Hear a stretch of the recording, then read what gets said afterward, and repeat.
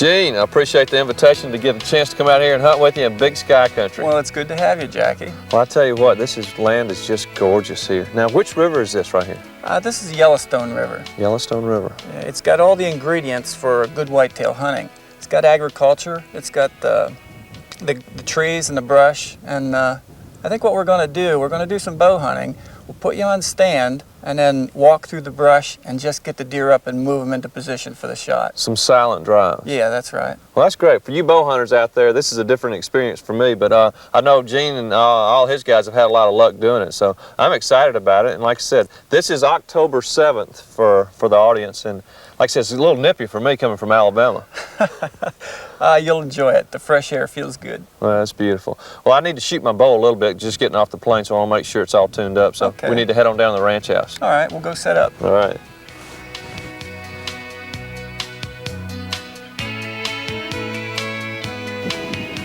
Well, Gene, I got a chance to get the deer target out and got the bow set up. I need to take a few shots here. Tell me a little bit about the yardage that you expect the deer to be in range for us this week. Oh, your shot will be anywhere from 12 to 15, 18 yards. Oh, that's short. That's good, because my confidence level is 25 yards in closer, so that's what I've been practicing at. So yeah. You'll have a shot at that distance for sure. Okay, that's good.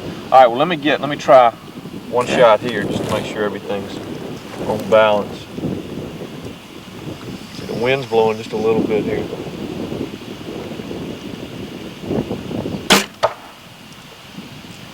Nice shot. All right. I think you're ready.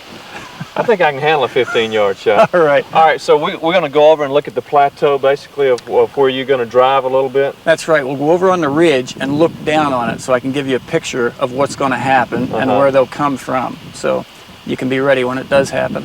Okay. Okay. Sounds interesting. Never driven for deer before, so y'all stay with us. We're going to ease right over here to the plateau, and Gene's going to show us what to do. Come on. Gene, now we're on the plateau. I want you to be able to show me and the audience a little bit of the strategy that we're going to be doing, because I know it's different for me. I know it's different for the audience out there, because I'm used to stand hunting in the morning and stand hunting in the afternoon. And this is something you're going over, and y'all have a new video out. What's it called? That's right, high noon bucks, and that's what it deals with. Stand hunting in the morning and evening are great, but in the middle of the day, you lose a lot of time where nothing's happening. And that's what we do. We make things happen during the middle of the day. We go into these brushy areas like the willows here, or the rose bushes or thorn bushes, where you don't normally hunt, and we move the deer out. We get them up, make them move into position for a shot. All right, now when you're driving, you know, because I'm so used to down in the south, you know, we do rifle drives, you know, we're hollering and, you know, trying to move the deer. Is this a silent drive? That's what it is. The purpose is not to spook the deer, it's just to get them up, get them out of their bed, and just let them know that you're in there, and they'll slip around, but you have someone waiting on one of the major trails on the edge, somewhere on the edge of brush or trees or the edge of cover. That's where they'll travel and slip around you. So you really need to make sure you pay attention to your contours of land. No matter if you're from New York or Wisconsin or Texas, you can still do this no matter what part of the country you're from. It'll work anywhere, yeah. Okay. Well, I was noticing when you were showing me on the map right there that you're going to try to push out the willows, and where we're going to be placing the stands are kind of like at points, like little woodlots where they're going to be funneling down and then going from there across to another section. That's right. Is that right? Use a terrain to judge where you place your stand, because the deer are going to follow terrain. Okay, now can you do this with one guy, two guys? How many guys? You can do it with any number of guys. You can do it one-on-one, have one stander and one pushing. But if you have a couple of standers, it's really effective. You know, then they get the deer moving in every direction. I got you. Well, like I said, the main thing we're trying to do here, we're not trying to shoot deer on the run. You're trying to ease them up so they'll be slipping by the stand and paying more attention to you. That's right. Than paying attention to the shooter. That's right. They're looking back, concerned about me, and totally unaware that there's somebody in a stand waiting on them. I got you. Well, just noticing where you showed me where I want to be bringing the four-wheeler in our stands, you've kind of got me at a point where my maximum shot might be 25 yards. Is that correct? Yeah, that's right. And that's a good yardage, you know, to take a safe and clean bow shot. So, well, this sounds exciting. Like I said, just looking at the terrain that we have here, I'm ready to do it. So what I need to do is go down and get the four-wheeler and bring the stands to you. Okay, great. Let's go do it. All right. Look, there goes a buck right there while we're talking. Yeah, he's a good buck. I can't believe that. Looks like a nice little 8-pointer. I'll tell you what, maybe you can push him by me. All right, we'll do it. Okay.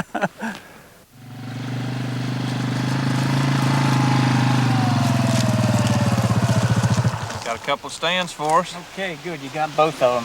Yeah. I got a place over along the river for the fixed position stand. Okay. That's really good, and that's right in the brush. Okay. And I have another place to put up the climbing stand, so we should have it both areas covered. All right, we're gonna do the fixed position stand first. Yeah. On the river. Let's go put that one up first. Sounds good.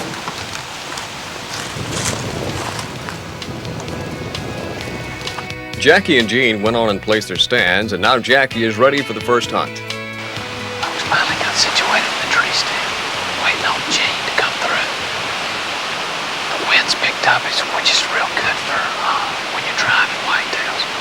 Because a lot of times, they'll hear you, but they won't be able to pin you down. As you can see, the river out here, we're right at a point. And what happens is when Gene pushes the deer, they're going to start funneling down to this little point which goes to the river right there. As we were coming into our stand, we jumped a real nice buck. He was about 130 class point whitetail. So we're going to sit here and wait for Gene to come through.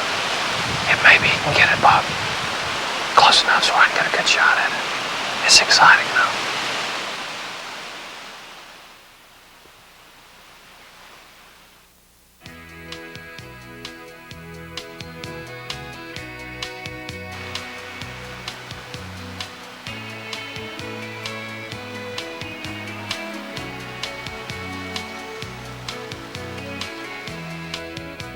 Within only a few minutes, the deer start moving.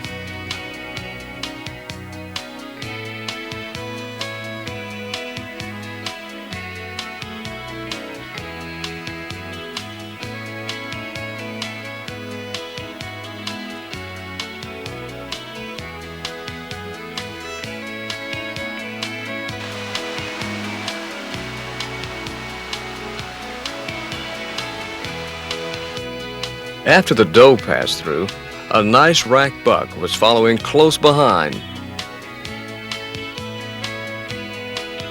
The buck is obviously out of range, but as you'll notice, the deer is in no hurry as he cautiously moves through the thicket, very much aware of Gene's presence behind him at some distance.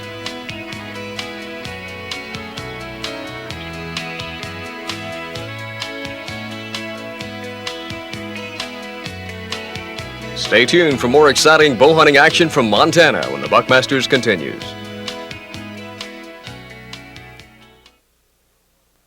Today. The next day, Jackie and Gene plan a different strategy, hoping to improve their odds of getting a shot at the elusive Montana whitetail. One disadvantage Jackie and Gene have today is the extreme windy conditions, which tend to make the deer very nervous and more apt to continue moving rather than easing through the woods slowly.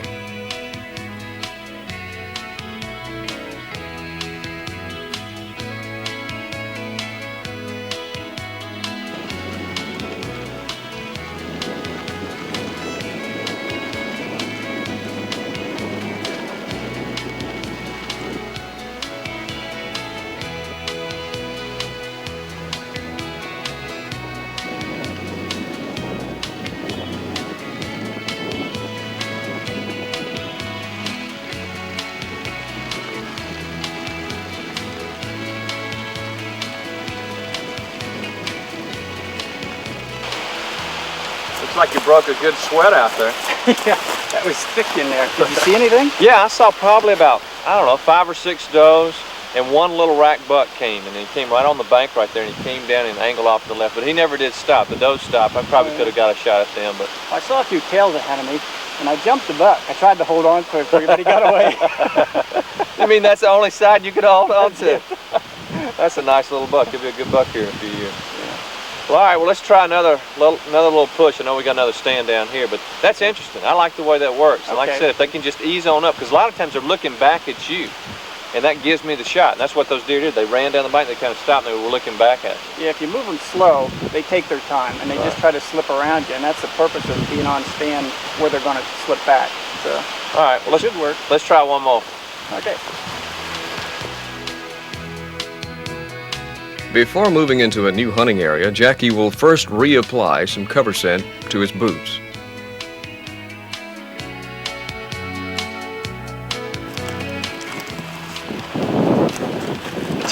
Gene. Oh, man, good gracious, what a buck. Look at him go.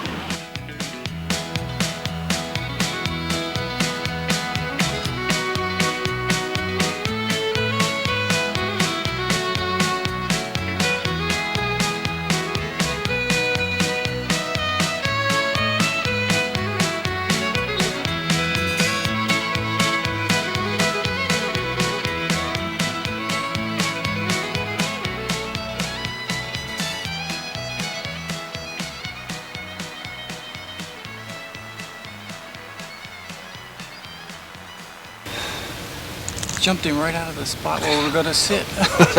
That buck's supposed to be bedded up over there.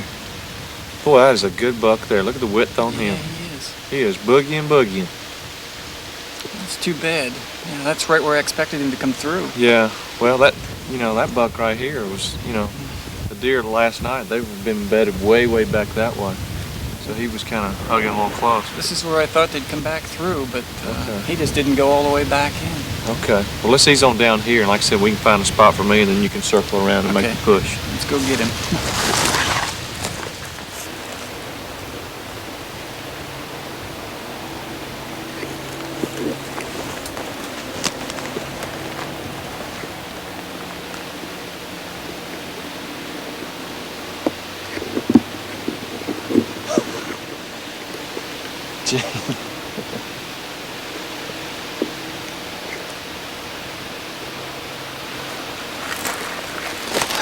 I think we were one head over. This must be where they're crossing. Yeah. Because it's the closest extension of the brush across the dry slough to this side. Yeah. It's the shortest gap of open distance they'd have to cover. So naturally they'd cross this trail, but apparently they were... That's 4 bucks now within 100 yards right here laying it. Well, this is where we wanted to sit, but we'll see what else we can bring through, because I don't think they all came through yet. Okay. Here's a trail up here. Let's look at it.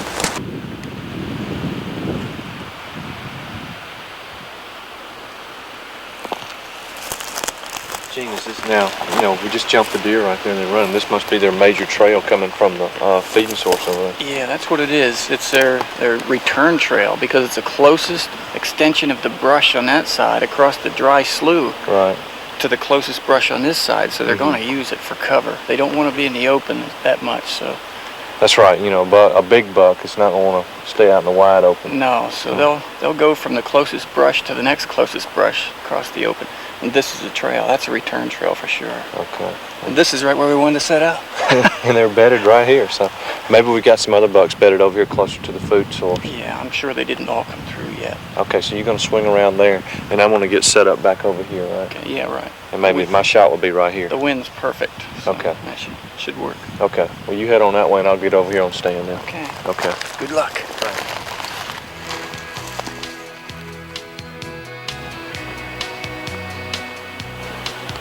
While Gene circles around to start his silent drive, Jackie gets into position.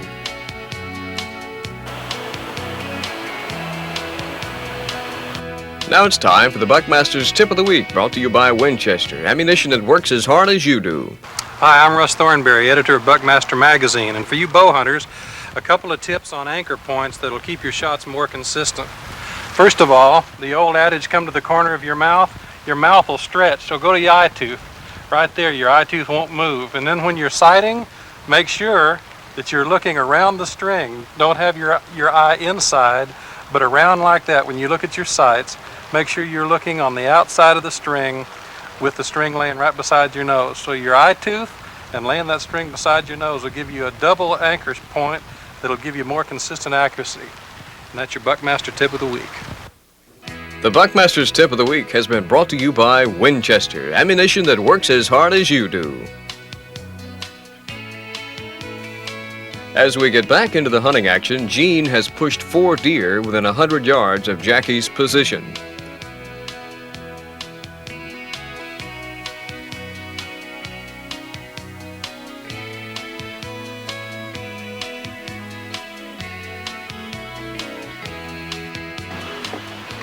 It's a buck and 3 does, just a little bit too far. That's the first one I hadn't seen that really came up on the bank and didn't stop. It's a neat way to hunt, though, in the mid-afternoon. That's a good buck, I think. Within minutes, 2 trophy bucks with a group of does crossed the ditch out in front of Jackie, 150 to 200 yards away. Good buck. That was a good buck in time.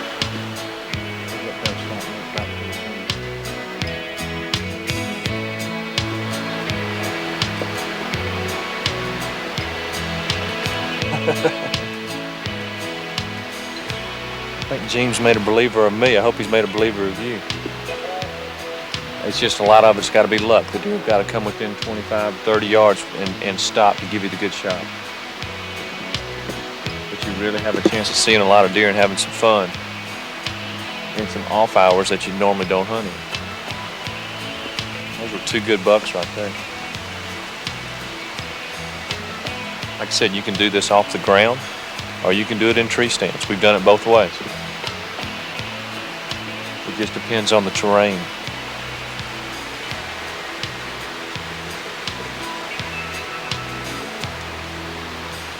I'd love to have that buck come within 20 yards of me.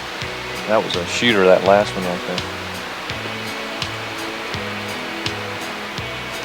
there. Later that afternoon, Jackie and Gene try another spot. And again, within minutes, another rack buck appears. As he trots across, he stops and looks back in Gene's direction.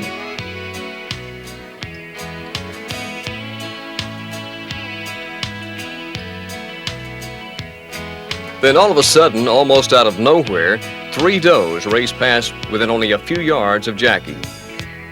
Once again, the deer were out of range for the Buckmaster.